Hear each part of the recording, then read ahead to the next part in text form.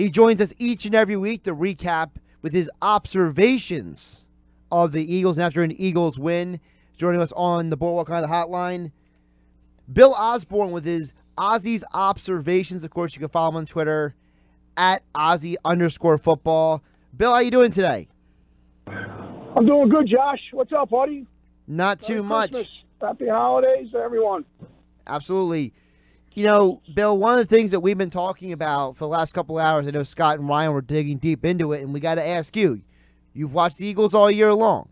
You got the Inside the Birds podcast. You've been talking 24/7 Birds, watching tape and everything. We got to know, Bill, who is the better quarterback for this football team? Who's the better quarterback for this football team? Well, it appears, I think we've talked about it before. I think Carson is a rare talent that comes along once in a while. I feel, though, at this particular time, for whatever reason, the fit just seems that Nick is playing a level that I think does a great job for him. And also I think it has an effect on the coaching and what the plays they're calling, and obviously it's having an impact on the scoreboard. So I would say right now, Nick Foles is probably the better quarterback, and I would not change anything at this point. Hey, Bill, it's Scott Grayson. Just wanted to see, what your thoughts are on how this team is kind of going. I mean, they're definitely got the hot hand right now, and it seems like, and the players certainly feel like they're a team nobody should want to play in the playoffs. How much better do you see this team playing right now in the last 2 to 3 weeks than they have really the whole season? Well, I think they're playing more consistent. I think they're getting a lot of their guys back that were injured. The breaks are starting to go their way. I think that they are, limiting the big plays on defense. I said that has a lot to do with it. And I think Doug is, playing to the talent that he has on the field and running the ball a little bit more, so there's a little bit more balance, although we didn't see that yesterday's game. But I think this team is peaking right now in all facets. And I think that the statement is fair that this is a team that many people feel that could really do some damage if they get into the playoffs. Zach Ertz yesterday, of course, set the single-season receptions record for tight ends, passing Jason Witten. Try to put into perspective how big of an accomplishment that is, and what should that mean to Eagles fans to have seen that happen, here in 16, really 15 games as opposed to 16. Yeah, well, it's obviously a tremendous accomplishment for Zach, and it's not just an individual award too. I mean, so many things have to go into play. The quarterback, the system, the coaches, the offensive line, they all have to, they all play a role into this. But Zach is a rare talent. I mean, he's a tremendous route runner. He's got way above average hands. He's got great speed for a tight end. So he's a rare, and he's a smart football player. And I think you see that in the way he's able to get open, the way he finds holes. I mean, tight end, you have to be a guy that's, has the ability to get open where there's a lot of traffic. I mean, you saw a lot of his balls yesterday. I know they do those things now on ESPN where they have the tracker, how big the window was to throw the football. There were some, it looked like the window were closed, and somehow the football got through, and he caught the ball in heavy traffic. So I think it's a great accomplishment. I mean, think of all the years that they've been playing football, and now he set the record. And he's in some rare company when you're talking about Witten and Gonzalez. So, and here's the great part. I think his best years are still ahead of him. So I think Eagle fans have some really good fun times ahead of them watching those tight ends play. That's something Doug Peterson loves to hear for sure. When you look at Nelson Agholor, huge 83-yard touchdown yesterday. Great route run, great hands to look the ball in over his shoulder as he got by the defender. Great ball thrown by Nick Foles.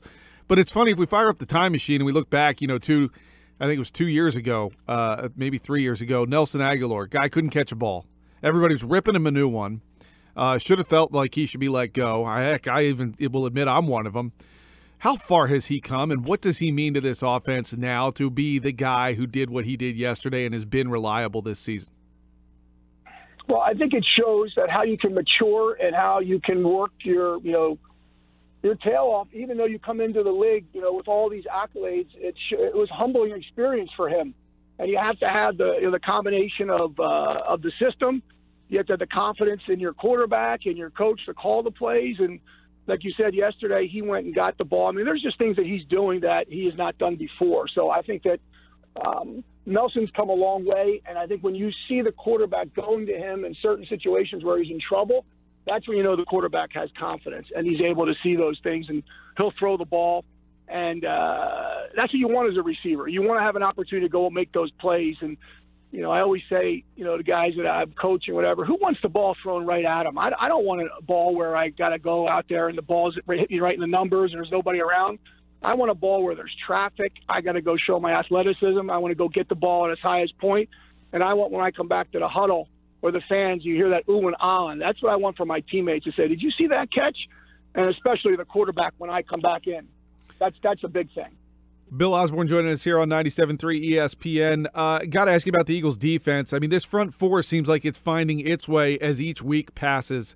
Deshaun Watson, a tough guy to bring down yesterday, but you look at a guy like Chris Long, 2 sacks, 3 quarterback hits. Several other guys got back there, too, and were able to bring him down. He certainly made some plays, and that's what Deshaun Watson's going to do. But this front four, how much better is it playing now than maybe it was earlier in the season? Well, I think they're also playing – that's a great question. I think they're playing smarter. When you have a guy like Deshaun Watson, you can get to the quarterback. You can beat your man. However, it doesn't matter because, you beat your man, he's gone. And sometimes a guy like Deshaun Watson, he plays better outside the pocket. He plays better on the run. So if you saw what Coach Schwartz was doing, he almost had a spy guy. So whenever he started to roll out, they came and cut him off or they made him stop. No quarterback like that likes to roll to his left, or if he's rolling to his right, to pull up. And that's what Coach Schwartz was doing yesterday. He was making him pull up. He was making him, decide which way he wanted to go. And I just thought it was a smart game plan. And those front four, I know it's hard to believe, but, that rotation and that front four is playing better now than they have at any time of the season. And that's saying a lot because if you look at their statistics, they've always been up top as far as hurries, as far as sacks, and as far as hits on the quarterback. So they're peaking at the right time, too. Yeah, probably one reason why opponents don't want to face them as well. When you look at the Eagles' defensive backs, obviously it's been well documented. Injuries have knocked them down. But Rasul Douglas and Avonte Maddox, I think, have been playing really well the last couple of weeks. Yesterday, you got a receiver like DeAndre Hopkins, who even at 100, when he's not 100%, is still a weapon that you have to worry about. They kept him in front of him. The longest reception he had was 18 yards yesterday. He did get over 100 yards total. Some of that when the Eagles had a 2-possession lead. But speak to Rasul Douglas and Avonte Maddox, the job that those two guys have done, and how impressive you've been by them. Well, I think that you can see now the defense plays as a unit. They have an opportunity where, if I don't care how good the front four is, if the defensive backs aren't covering, they don't look very good. If the defensive backs are great and the front four don't get home, they can only cover for a certain period of time. So I think the biggest thing is I think that Coach Schwartz is also understanding what he has from a secondary. And he's not putting those guys on an island, so they got to go out there and cover. I think there was great, combination of zone with safety help over top, and then coming and blitzing when you have, maybe man free, and also that you're going to get home and you're not putting your corners in a situation where they got to cover for 6 or 7 seconds because there's nobody you're going to be able to cover that long in the National Football League. So and you know what, as you know, in safeties, you have to have a very, very, very short attention span. You cannot think about all the plays you get beat, or you're never going to be a great corner or a great cover guy in the National Football League. So I think they're also doing that. They're putting the play behind them. They're putting the game behind them, and they're just focusing on the next play. And I think Douglas is a great guy. He's not really a tremendous cover guy right now, but when you put him in that system, I think he's playing really well. And we know what Avonte's been doing as a rookie.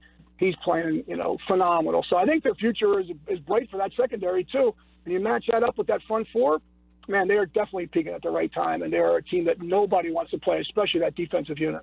You mentioned safety before, and I kind of want to get your thoughts on this. Not sure if you heard the news that is kind of broken earlier today, but the Redskins have released or are going to release DJ Swearinger. He has started all 15 games this season, played all but 1 defensive snap, led the Redskins in interceptions with 4, led them in pass breakups with 10. He's a Pro Bowl alternate. Made a couple of comments about their coaching staff yesterday that obviously weren't liked, and they're going to release him. He is only owed $176,470 for the rest of this season, whatever that would be. It might be 1 game, might be more. Should the Eagles kick the tires on this and possibly pick him up? How much did you say is left on his contract? You'd only owe him $176,470 for the rest of this season. You know that right down to the dollar, huh? Well, I can't take credit for that. I'm getting that off of Field Yates. Okay, I know Josh is all over that stuff too. So, yeah, right. Where would they? I'm just trying to think. When you guys are thinking, where do you think that they would plug him in at? I would like to think that, first of all, I think you bring him in partly because, he's coming off the team that you've got to beat this week in order to get into the playoffs. So you use his intel a little bit, and he's such a good player. Why not put him in maybe in nickel situations? Obviously, he can't get the grasp of this defense. You don't want to mess that up, as you were talking about how well they're playing as a unit. So you don't want to mess that up, but do you possibly kick the tires and look to throw him in on nickel situations or something like that? Yeah, I don't think it's a bad idea because let's face it, their secondary is banged up, and they're playing with guys that we have talked about before that were like not even on the practice squad at some point. So, I don't think that that's a bad idea. You're right. I mean, that's not that hard to be able to go in there and nickel and dime and just say, if they're playing the quarters or they're playing half the field, you got half the field. You play quarter. Now, when you get into some different looks and you're trying to disguise, yes, that could be a little difficulty. But, no, I think that for that amount of money, and I think you made a really good point there, too, the intel could definitely help them. And I think the Eagles, should be okay anyway. But a situation like this, it can't hurt, especially when you're talking about the amount of money that's owed to him. I think it's a no-brainer. I'm surprised it hasn't been discussed already or hasn't been said. And the only reason that I would say that maybe they haven't or they don't is because they don't want to mess up, what they have going right now. But that unit is definitely banged up and could use a player of his caliber. Yeah, I don't want to take credit for it either, but this was Josh who said that he felt this was a Bill Belichick type move. I knew that was a Josh. I knew Josh. Josh is all over that. See, I know a Josh when I knew that he was on that. So, yeah. All right, we'll give him a little bit of cred. Yeah, got to. But I want to get back to Nick Foles because, this is obviously going to be the topic that drives the bus throughout the rest of this week and if they get into the playoffs next week. This guy's career, I mean, can you try to put your finger on, has anyone else ever in the history of this league had a kind of career like he has had? And the value of a backup quarterback in the NFL, look at what happened to the Redskins. Kirk Cousins goes down, their season goes in the tank. How valuable has this guy been, and just how miraculous is his story? Well, I wish I had tape that I could pull from the beginning of the season, or at least, when you say, okay, guys, raise your hand, be honest, because I cannot tell you how many times I heard, get trade bait for him. This is his highest trade value. You need to trade him. If you're going to be playing for the Super Bowl, you need to trade this guy now because you're never going to get higher than an X. You're never going to get this. You're never going to get that. I mean, we've heard it all the way since the draft about trading Nick Foles. And this is exactly why you don't trade him. I also thought that was nonsense to say that was the highest value for him because, as we know, when a team needs a backup quarterback and they're making a playoff run, they'll get pretty desperate on what they're going to give up. So in this situation here, I'm glad the Eagles kept him. This is exactly why you do keep a guy like Nick and why you pay him for what he did. And nobody would think that he would have this type of impact again. I mean, yes, you take him and you keep him because he's a proven veteran. He was Super Bowl MVP. But to think that he would come in and do what he has done over the last 4 weeks and steady this offense is almost – I mean, I don't know where you could come back and you could look at a story like this. And the great thing is, I think because Carson is the way he is, and the way that Doug is as a backup quarterback and have many years in National Football League, I think all of this has lended a hand as to why Nick is such a good fit now. However, if you trade him or you go to another team, he may not have the same impact that he's having right now. So I think there's not only his talent, but there's a lot of things that are going on that's letting him maximize that at this time. It's funny you mentioned that about here versus him being maybe somewhere else. When you look at Nick Foles and you see the fact that he's going to be a free agent after this season, last night he's asked if after the game if he thought about the fact that was his last game potentially in the link, and he said yeah he did. And for a guy who preaches about being in the moment, he was honest and admitted that did go through his mind, and he got a little emotional about it. Does Nick strike you as the guy who's had the chance to go out and be a starter somewhere else? Could there potentially be a spot where he is willing to take less money than he'd get as a starter to continue to be a backup here and just play out his career here. Do you think that that's a possibility? I'd like to say yes. Believe it or not, I believe that it's going to come down to people saying in that organization that for Carson to be able to take over and to be able to feel truly as a leader, that they may have to move Nick just so Carson does not feel this looming presence in the meeting room, or every time he makes a mistake or they lose a game, is everybody going to say, hey, remember that guy Nick? You remember what he did last year? Remember he led the Super Bowl?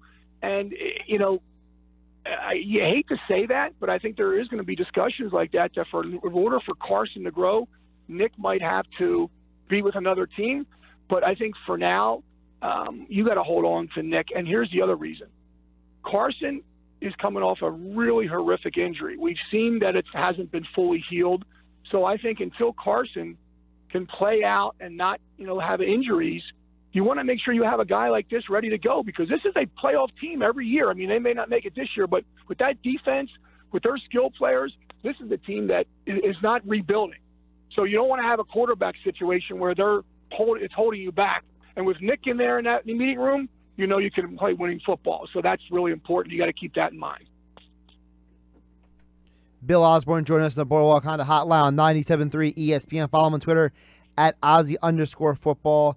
Of course, he used to play Pitt football. He used to play a little bit in the NFL. He's an NFL Scout. He's been all over the place. Inside the Birds podcast with himself, Jeff Mosher, and Adam Kaplan. Bill, before we let you go, I want to ask you, one of my initial concerns as we start flipping the script from yesterday to next week is it feels a little convenient.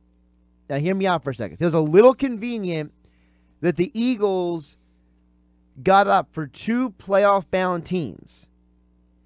Is there a possibility that there is a letdown next week because they're expected to beat the Redskins? Doug Peterson said that they play better as underdogs. Well, right now, it's a 7.5-point spread. Everyone's going to be picking the Eagles to beat the Redskins next week.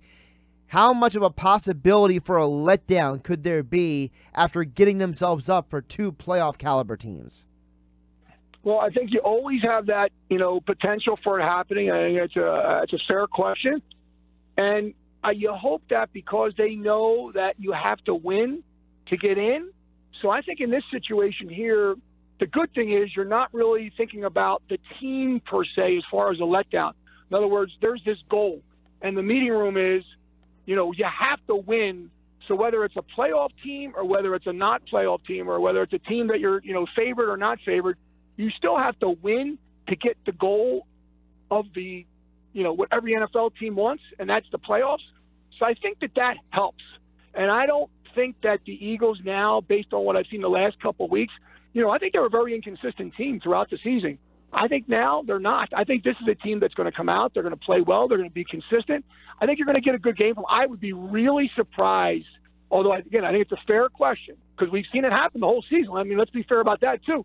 This is a team that's been very inconsistent depending on who the opponent is. I don't see this team going backwards now. I don't. And I was looking for that yesterday. I don't see it. I think this team's going to come out. They're going to play hard. I think they're going to win. And then we're going to have to see what happens with the rest of the National Football League that they make the playoffs. So,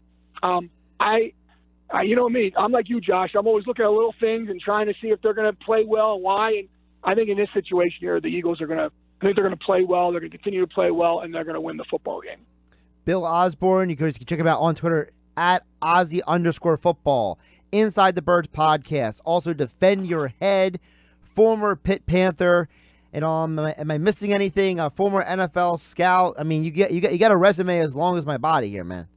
Well, thank you. I think my best one is that I'm a buddy of Josh, and I understand Josh's way of thinking. So I think that goes right to the top of the list. Don't you think so, Scott? Oh yeah, absolutely. I think that should be the lead for sure. and I think because the lead, I like that. And Mike's not around, so but also because then we're all together and how we have to, like, I don't want to say combat, but we got to also, deal with Mike. So I think that also is part of the resume as well. So, here at the holidays, let's be a giving, let's be nice.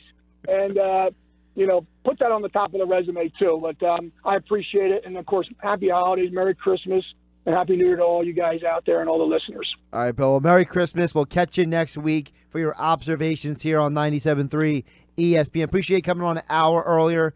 Have a great holiday, my friend. You too. Take care. I'm going back to Christmas shopping.